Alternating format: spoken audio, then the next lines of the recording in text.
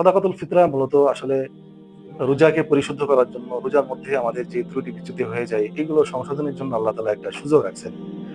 আমরা অবশ্যই সাদাকাতুল ফিতর প্রদান করে তারপরে ঈদগাহের ময়দানে যাব। সাদাকাতুল ফিতর তাদের উপরে ওয়াজিব, যাদের উপরে যাকাত ওয়াজিব। যাকাতের যে নেশাব আছে আমরা জানি যে ৭.৫ ভরি স্বর্ণ অথবা ৫.৫ ভরি রূপার যদি কেউ মালিক হয়ে থাকে এবং মালিকানা অবস্থায় যদি একটা বছর অতিক্রান্ত হয়, ১ বছর অতিক্রান্ত হওয়ার পরে তাকে ওই সাদাকাতুল যাকাত দিতে হয়।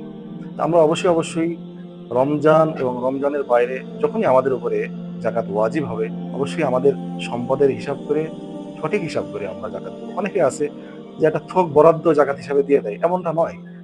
আমার যত সম্পদ আছে, সমস্ত সম্পদের আমি টোটাল হিসাব করব।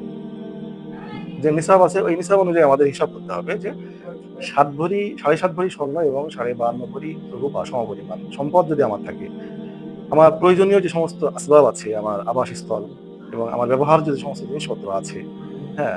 এই সমস্ত জিনিস বাদে উদ্বৃত্ত যে সমস্ত সম্পদ আছে, গচ্ছিত, এই সম্পদ যদি ৭.৫ ভরি স্বর্ণ অথবা ৫.৫ ভরি রূপার সমপরিমাণ মূল্য হয়, তাহলে শতকরা ৳২.৫ করে আমাকে যাকাত দিতে হবে। সংযোগ ফাউন্ডেশনে সদাকা ও জাকাত দিন নগদ অ্যাপে। সংযোগ ফাউন্ডেশন, মানুষের জন্যে মানুষের পাশে।